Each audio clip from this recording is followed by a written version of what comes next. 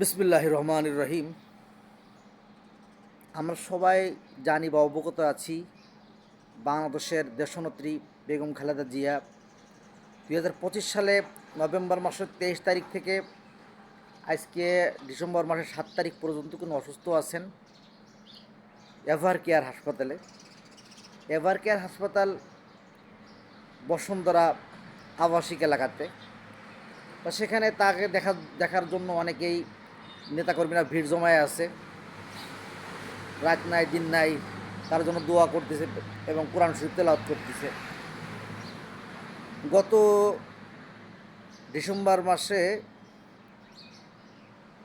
4 তারিখ, 5 তারিখ, 6 তারিখ, আজকে 7 তারিখ, 3 দিন দেখা যাচ্ছে যে তার খবর মাঝে মধ্যে ছড়াচ্ছে মুখ থেকে। ডক্টর জাকির তিনি আর কি খবর বলতেছে, কিন্তু তার মিডিয়াতে সংবাদ প্রচার হচ্ছে না, চেহারা দেখানো হচ্ছে না। এই জন্য গুজব ছড়াইছে যে হয়তোবা বেগম খালেদা জিয়া মানে ইন্তেকাল ফার্মায় আছে। রাজনৈতিক কলহের জন্যই এটা জনগণের মাঝে ছড়াচ্ছে না। আসলে এই গুজবে আমরা কান দেবো না, তার জন্য দোয়া করে যাব যে আল্লাহ যেন বেগম খালেদা জিয়াকে সুস্থ করে দেয়, আল্লাহ যেন তার শরীরটাকে সুস্থ করে দেয়, ভালো রাখুক।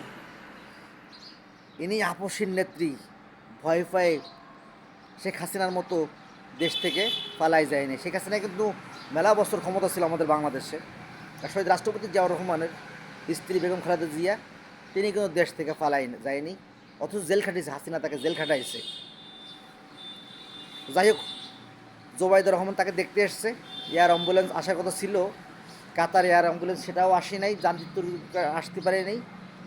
জার্মানি থেকে আসার কথা, সেটাও এখনও আসে নাই। শরীর অসুস্থতার কারণে তাকে দেশের বাইরে বা লন্ডন নিতে পারতেছে না। আমরা তার জন্য দোয়া করবো, তার শরীরে আর একটু ভালো করুক, যে লন্ডনে যায় চিকিৎসা হোক। আল্লাহ পৃথিবীর সকল মানুষদের তৈরি করেছেন, তিনি সুস্থ করবেন এবং তিনি ক্ষমতা দিয়ে থাকেন। তার জন্য আমরা সবাই দোয়া করব, দানের শীষে ভোট দেবো।